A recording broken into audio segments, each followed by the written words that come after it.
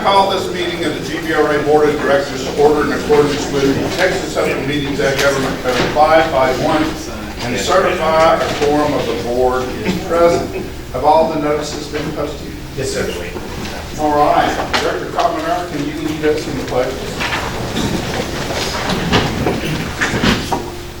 Pledge allegiance to the flag of the United States of America and to the republic for which it stands, one nation under God, indivisible, with liberty and justice for all. Honor the Texas flag. I pledge allegiance to thee, Texas, one state under God, one and indivisible.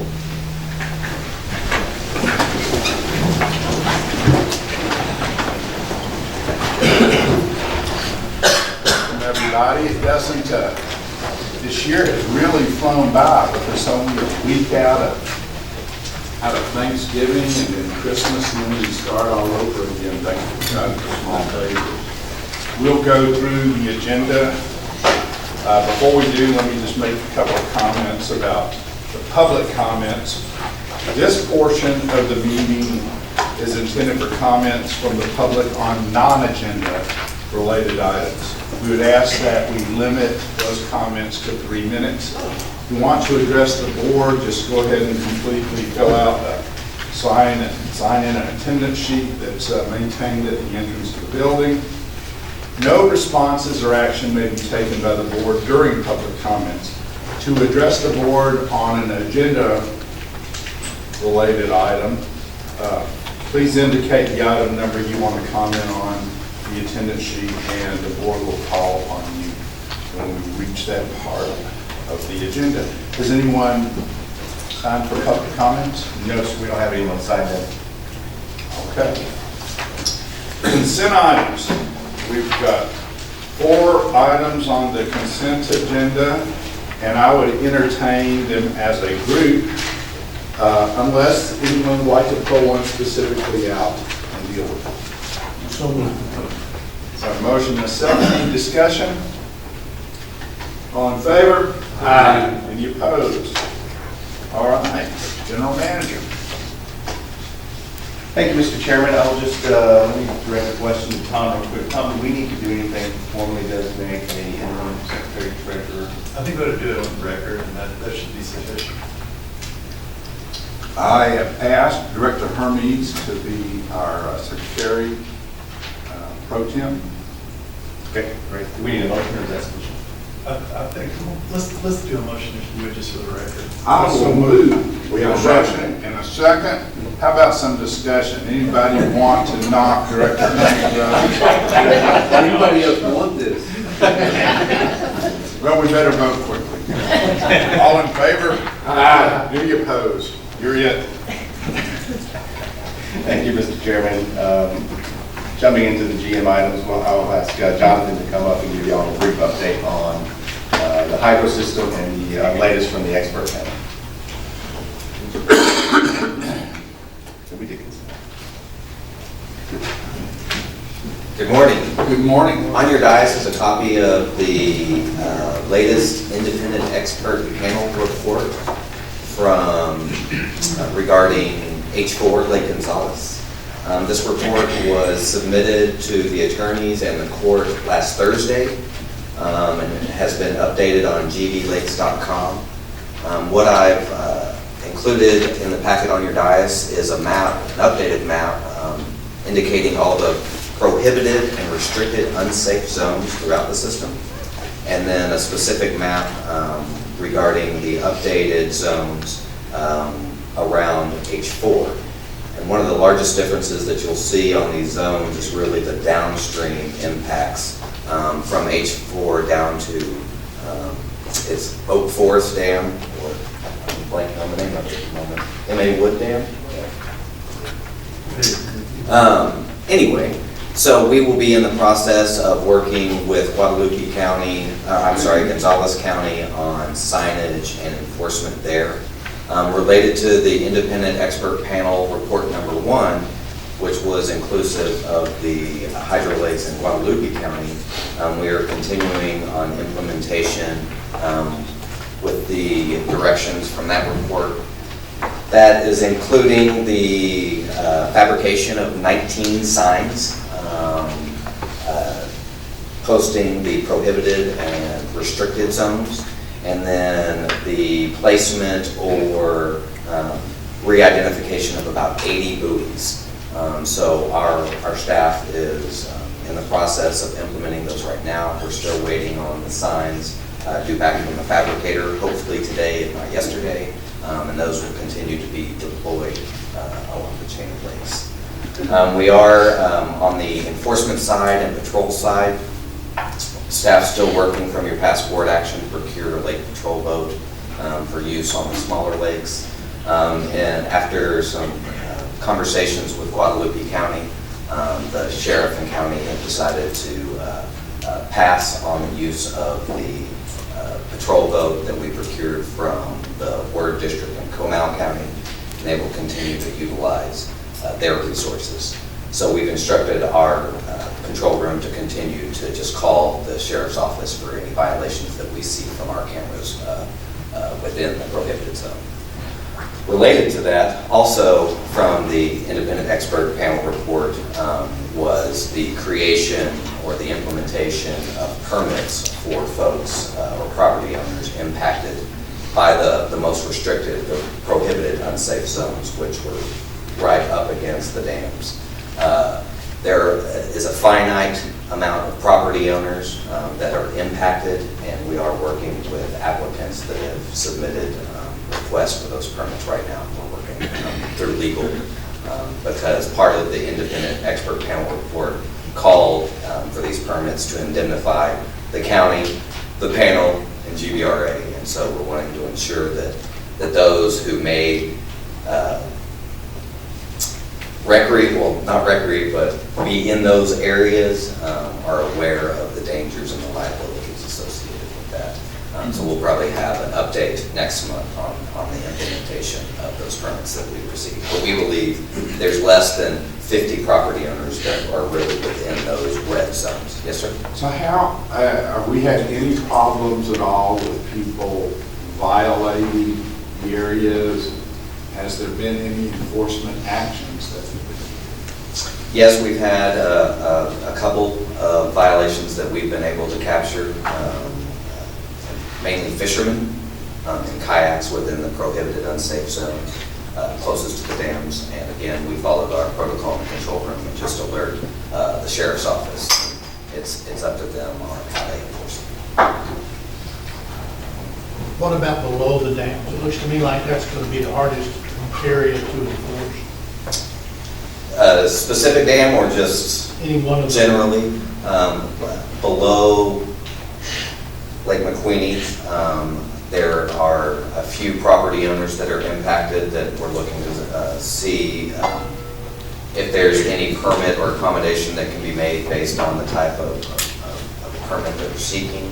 But there's not a whole lot of property owners within that area downstream of McQueenie. Downstream of Placid can be secured by the city of Seguin because of the access there and those fishermen. There still have been some fishermen that come all the way up into the prohibited zone, but I think we have a good handle on that. Downstream of Nolte Meadow is a little more difficult, so we are working with TxDOT and others who have easements that are utilized by the public to access those areas. And then now with H4, that adds a new level since technically downstream of H4, that's not within the GBRA hydro system, technically. So again, these ordinances that Tom will present later, it will be incumbent upon those sheriffs and those other local subdivisions to enforce upon them. So these few that violated, were the signs there and they went past the signs, or are the signs not there yet? I know for the one that I've seen on McQueenie, the buoys definitely are there and have been there the whole time. I'm not certain about whether or not one of the large red signs is floating in that location.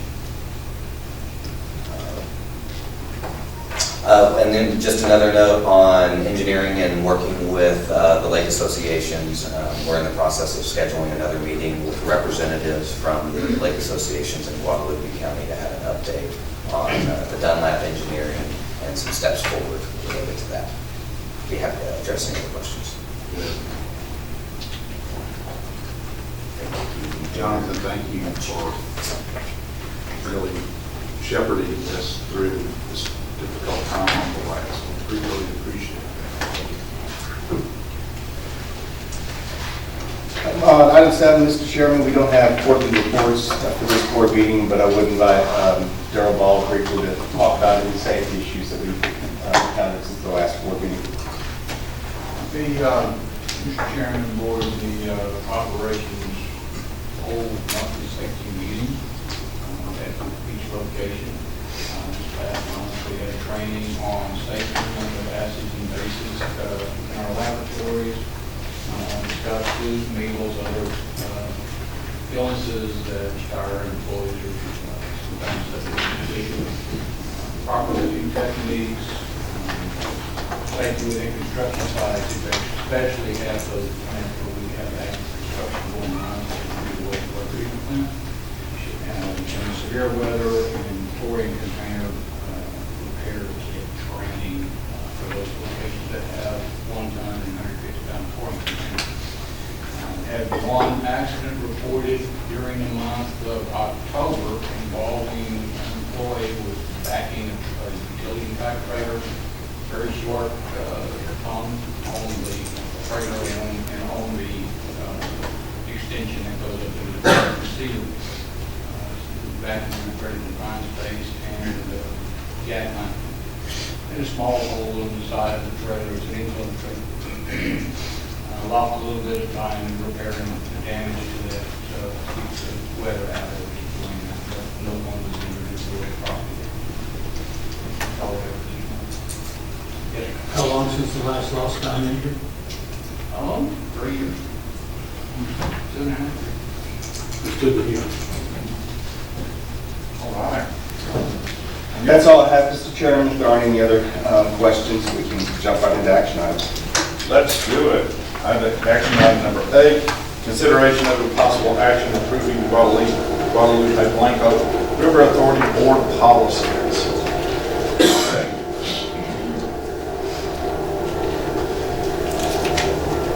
Jonathan's afraid I'm on the phone with the ball here, Mr. Chairman, but we'll endeavor to. He gave me all the vote of confidence a minute ago. Oh, he did? He did. Yeah, I hope that was well placed. Anyway, we do, what happened here, Carl? Right there. Things are getting better now. Yeah.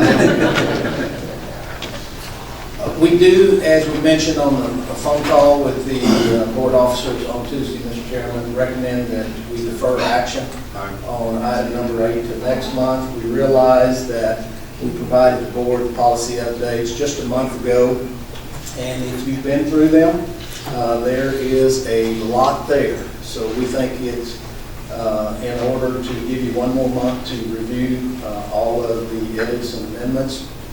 And then during the intervening month, ask us any questions or provide us any comments you might have, and then we can address them ahead of next month's board meeting, if that sounds fair, Mr. Chairman.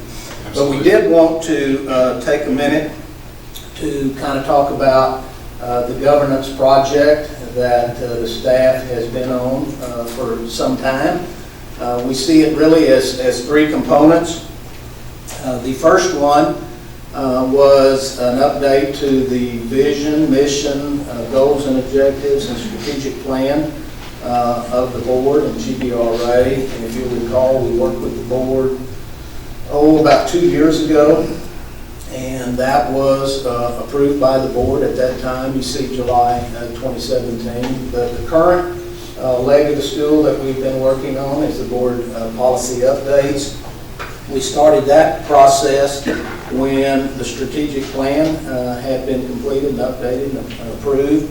But we knew at that time that the Sunset Commission review would be starting and certainly impact the board policies. We also knew that that review all the way from start through the legislative session, which might change our Enabling Act, was going to take about 1.5 years, and in fact it did. So Only recently did we complete the board policy updates and were able to provide them to you. And then the third leg of the stool is going to be the board's bylaws. Obviously a much smaller document than the policies. We have started work on updating that, and because it is a smaller document, probably 3-4 months out, we should probably have that in front of you for review and approval as well. You see the other couple items that we wanted to mention, the focus in updating the board policies, both external perspective and internal perspective. And I mentioned some of those already. Externally, we knew that the policy updates had to sync with changes to our Enabling Act coming out of the session. Changes or recommendations that the Sunset Commission had for GBRA, as well as you see every session or so there are small changes to statutes that are applicable to GBRA, so we wanted to make sure that that was included in our policy updates. Then from an internal standpoint, mentioned the updated mission, vision, strategic plan. Those are included in the policies, and so we wanted to embed that in our updates. Current practices and procedures, you know, those always get tweaked, and many of our managers are implementing best practices now, and so we want to include those in the policy updates. Many of our staff positions have been renamed and are named in policy, so we had to make sure those agreed to avoid any confusion. And then kind of an effort, maybe on my part than others, because I was an author of many of the existing policies, and I wanted to improve upon the readability of those policies and really have them stand the test of time. So hopefully we were able to accomplish that. And then finally, kind of the results of the project. There's 33 board policies, 31 of which have some type of amendment. Some of those are very, very simple.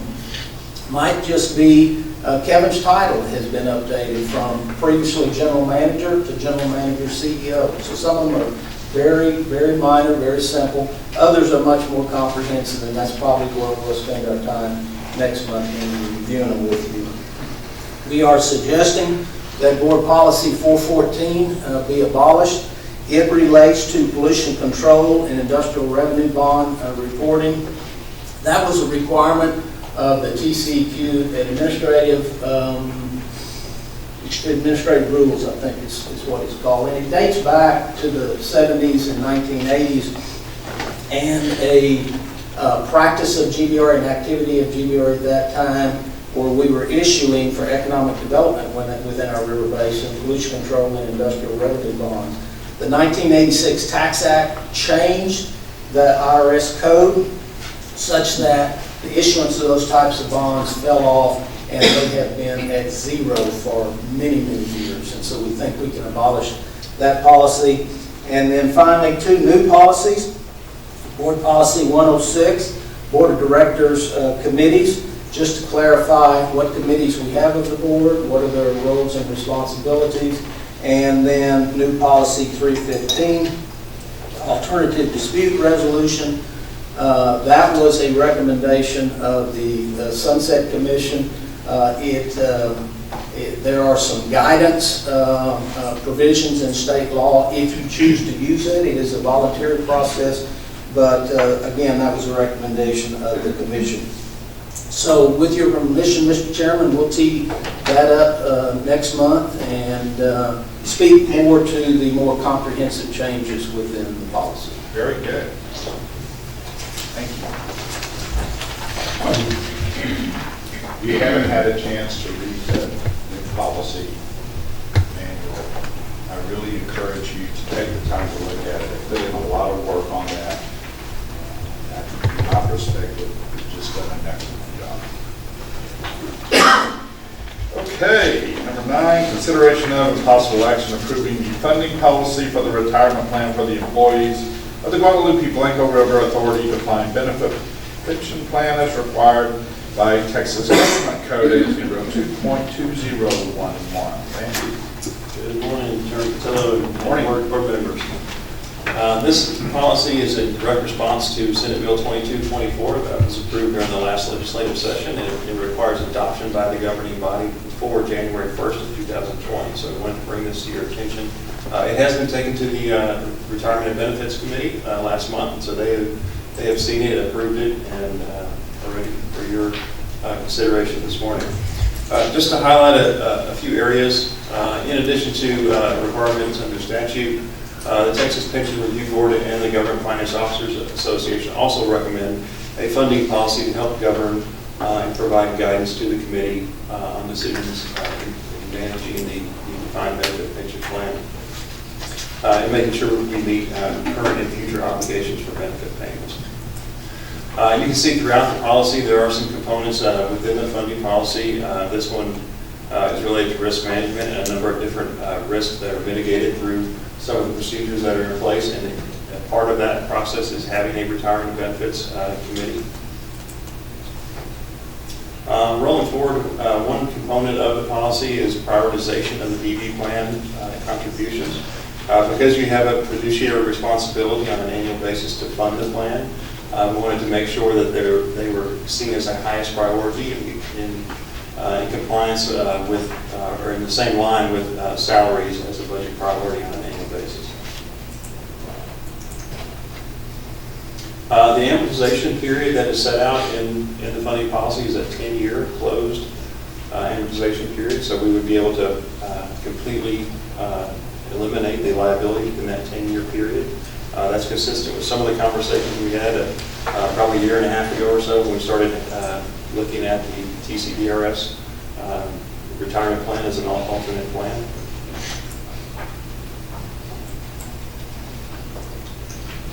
On page, on page 6 outlines some of the funding ratio descriptions. We're currently at 86.9%, so we're in that good range for a funded ratio.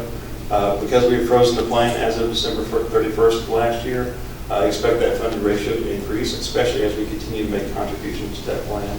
A lot of that has to do with the investment returns that we receive as part of that. But we are recommending setting a funded policy of 110%. And that is higher than what a normal fully funded plan would be at 100%. 110% is an overfunded policy, but that allows you some flexibility in future years. If those investment returns are not what's expected and we end up getting down to a lower amount, it provides you flexibility to wait a year or so to respond to that particular situation. So we feel like this gives you the flexibility that you need as a governing board. In the appendix section, there are 10 years of data and historical contributions to provide for you. We added the funding ratio column as a recommendation that came from Dr. Modal. But you can see the growth that has happened over that period of time.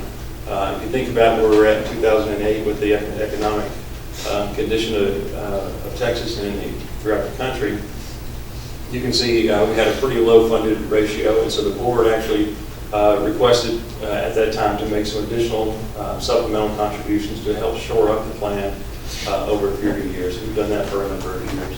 And included in your next action item is actually an additional supplemental recommendation as well. But I did want to point that out to you. Also during this same time frame, there has been a lot more emphasis on that funded ratio. There have been some accounting standards that have been passed during that time and implemented. And they shed a little bit brighter light on that funded ratio. As I mentioned, this has been reviewed and approved by the Retirement and Benefits Committee, and so it's for your consideration this morning. Okay, I'll entertain a motion. To move. Second.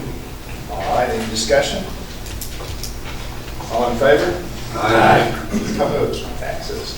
Go to number 10, consideration of a possible action approving the January 1st, 2019 actuarial valuation for the retirement plan for employees of the Guadalupe-Blanco River Authority. The recommended contribution of $653,540 included therein, and a supplemental contribution of $350,000. Yes, board members, this is an item that comes up this time of year every year. The Retirement and Benefits Committee did hear from Mr. Mark Fenlaw from Bread and Wisdom Actuarial Firm last month and presented his report. You see a decrease in the unfunded actuarial liability of right at about $500,000. That was a result of a number of different items, primarily because of the freeze that was put into place, but also because of some changes in assumptions. We moved from a 7% investment return assumption to 6.75%. And as we continue on in future years, we'll probably continue to drop that percentage even lower. Also changed the mortality schedule that was being used. There was a study that was done by Society of Actuaries, and they had looked at specifically at governmental retirement funds. And so we're moving to a mortality schedule that aligns with that, and that actually increased the liability a little bit. And so the recommendation is $653,540 with a supplemental contribution of $350,000. That'll help bring down that liability a little bit quicker. We are in that early phase-in period of the TCDRS retirement plan that we moved to January the 1st. And so in those early years, the contributions by both employees and GBRA are on the lower end. And so we felt like this was the time to be able to make a supplemental contribution to be able to shore up those as well. Have a motion? So moved. Second. Discussion. This is great. You know, I've been on this board 6+ years. We talk about this almost every year. And what we sometimes lose sight of is there are government entities all over the state who are in terrible shape. One is spelled Houston, who do not have funds for their employees when they retire. And that's just unacceptable to me. I can't begin to tell you how good this is. Thank you for your leadership and making sure that we stay at this level. Any other comments, questions? Hearing none, all in favor? Aye. Any opposed? Thank you. 11, consideration of a possible action authorizing the general manager, CTO, to negotiate and execute employee benefit plans and services for the calendar year 2020, including plans for health insurance, dental insurance, group term life insurance, long-term disability insurance, vision, and others. Good morning, Good Chair. morning. GBRA staff has been working very, very closely with Cato and United Healthcare, and we were able to offer no increase to our medical and dental premiums for our employees this year. So we're very excited about that. We did, however, send out an RFP for a vision-specific plan, excuse me, and that plan would be in replacement of our health reimbursement account for vision expenses. So we did get back responses for that. We received 2 plan options from a company called Avisis, and we made a selection that will offer no increase to our employer cost and no cost at all to employees to elect that vision plan. The reason we did that is we wanted it to be a little more user-friendly for all employees versus the expensing process that takes place. We also decided to consolidate our employee assistance program.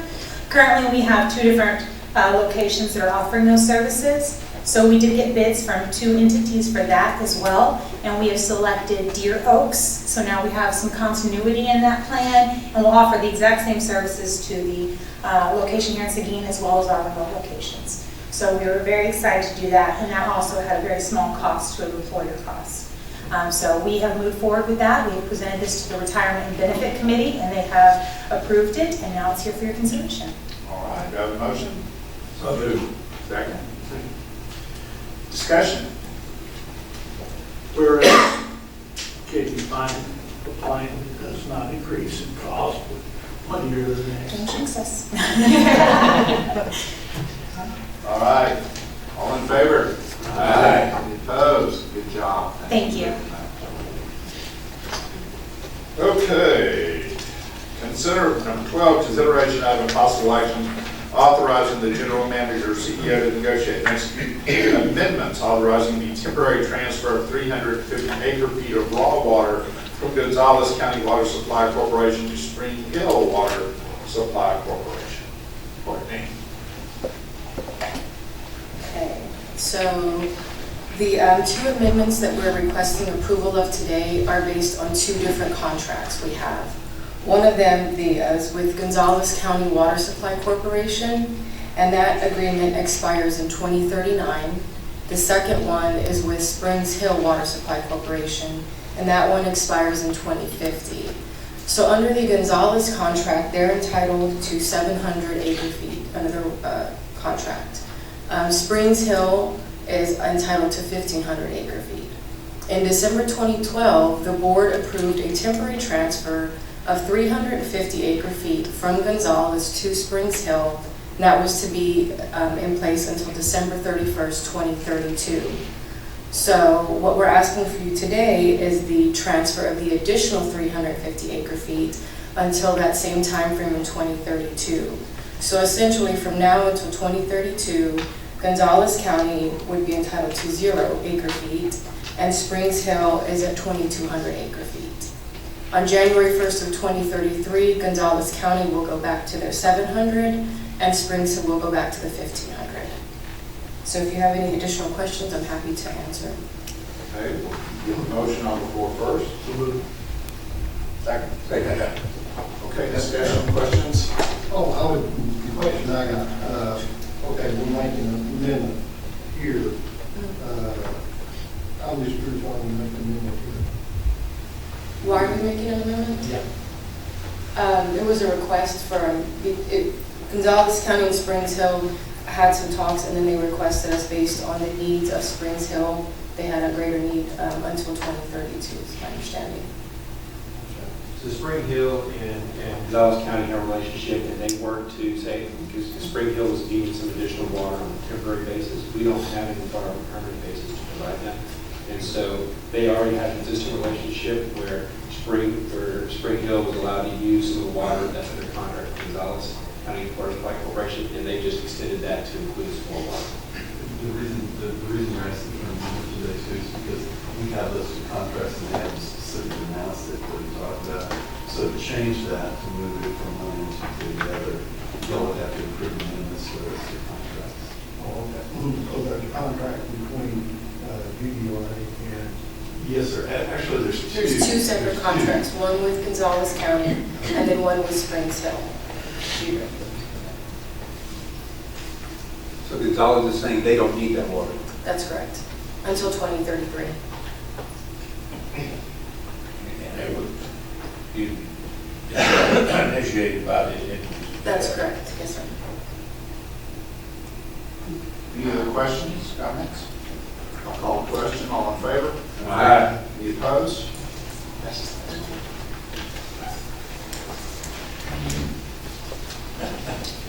13, consideration of and possible action authorizing the general manager CEO to negotiate and execute a contract for the repair or replacement of high service pump number 2 at the San Marcos water treatment plant. Mr. Chairman, board members, the San Marcos water treatment plant uses high service pumps to pump treated water from the water treatment plant over to the city of San Marcos. And in this overview of the San Marcos water treatment plant, the raw water from the Guadalupe River comes into these clarifiers. We add some chemical for the clarification, and we filter. This is the chemical feed equipment. And then from the filters, it goes over to the ground storage tanks. From the ground storage tanks, we use this high service pump station to pump water over to the city of San Marcos. The high service pump number 2 in San Marcos, we had a failure. And this is what it looks like on the ground, the part of the pump that you can see above the ground. The pump and column pipe are actually below ground. This is a picture of the contractor pulling the high service pump number 2. This is the actual pump, and I have some photos of what the impellers look like inside the pumps, which is what failed. This is a basket strainer that protects the pump from any kind of debris that could come in there. This is another view of the crane pulling the pump out of the hole. This is I'll put this photo in here so you can see how this pump lays out when you pull it out and put it on the shop floor. These are the actual bowls, and the impellers are what's doing all the work for us. The shaft is what's in the middle of these impellers, and the motor turns the shaft, turning the impellers, which creates the force to pump the water to the city of San Marcos.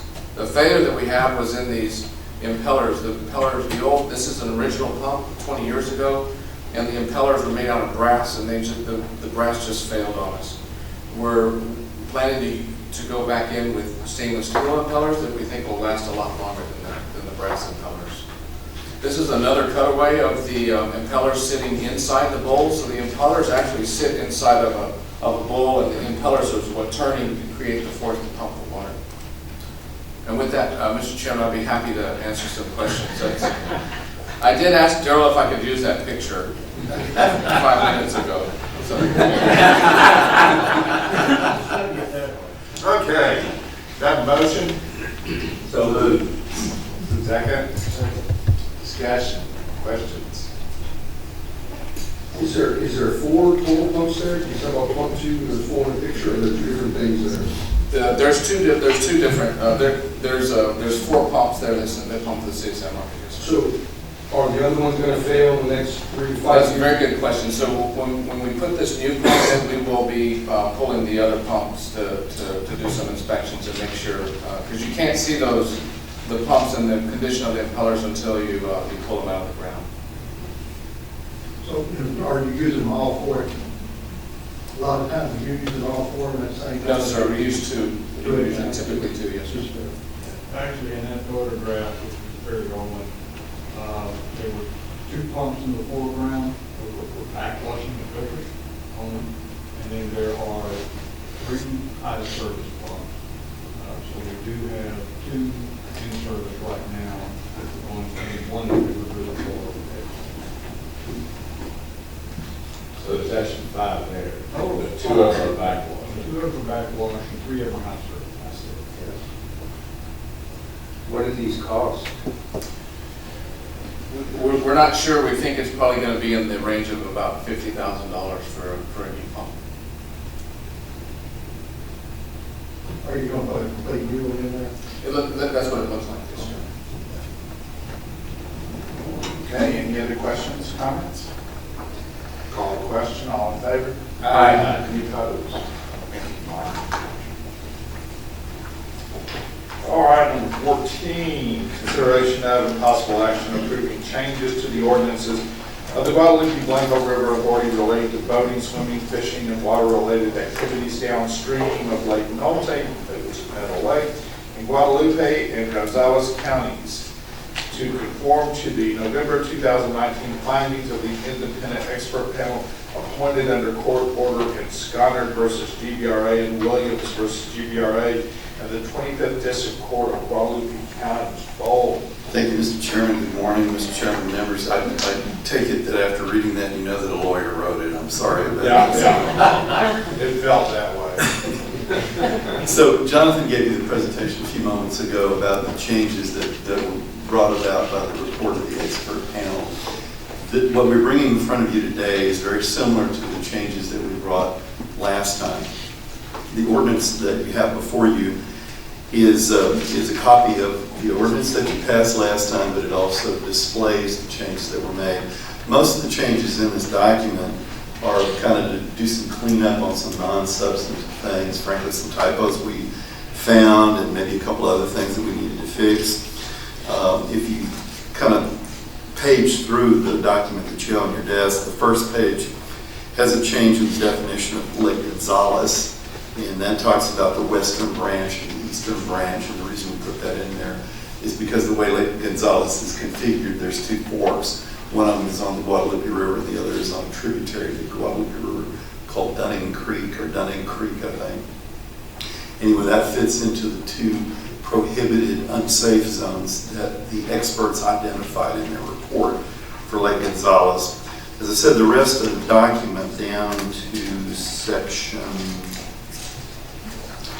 2.12, which is on about the 1, 2, 3, 4, 5, 6, 7, 8th page of the document, is the area that actually addresses the report that the experts made.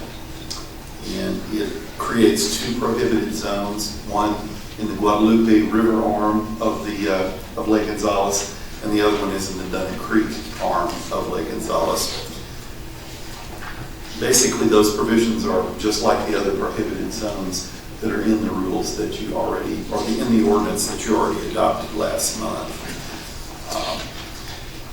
These changes and the other ordinances affect only the lakes that GBRA owns or controls, because that's what's within our authority. The court order extends a little bit further than that, as I think we discussed last time with the other ordinance. And that is still punishable by criminal contempt, but it's a violation of the court order and not GBRA's regulations. So with that explanation, if you all have any other questions, or if you have any questions or anything, I'll be happy to answer them. But we recommend that you adopt these amendments. Okay, let's do the motion on the floor. So moved. Second. Discussion, questions? Is Gonzales County Sheriff, are they helping to enforce, or who's doing that down there? At some point, the emergency management personnel have had conferences with the expert panel about that. I'm not sure how the enforcement is going to happen yet while in Gonzales County.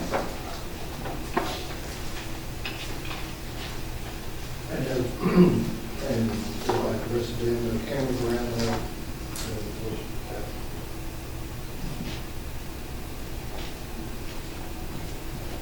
Anything else? Call the question. All in favor? Aye. Any opposed? Mr. Cole? Thank you, Mr. Chairman. All right, Mr. Hickman. Good morning, Mr. Chairman and Directors. Morning. Here you got a map of our last 30-day observed rainfall amounts. So this is a pretty typical rainfall pattern, as we've been discussing the last kind of 30 days. It's been nice that we've had fairly consistent rainfall across the basin for the past month. The majority of it really came down in one event, kind of after the last board meeting. You see along the Balcones and along I-35, we had some pretty high rainfall totals. You see up to 8 inches in the San Marcos area. What was interesting about that event is it had been so dry that these rainfall totals really did not produce much runoff in the main stem rivers, although Patty can tell you they increased runoff in some of the small tributaries quite a bit.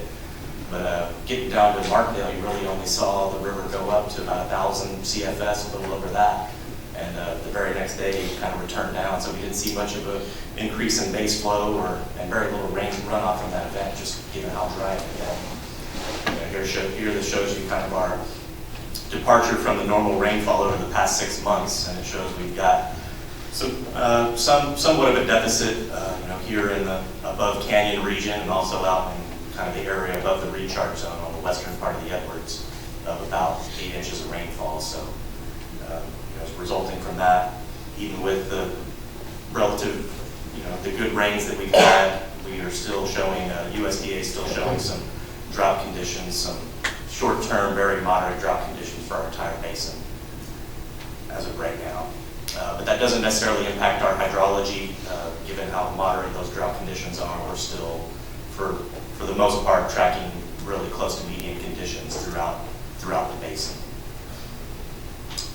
But this EAA produced this graphic that shows in October when we would really hope to start seeing some increased rainfall, very little rainfall across the western part of the recharge zone.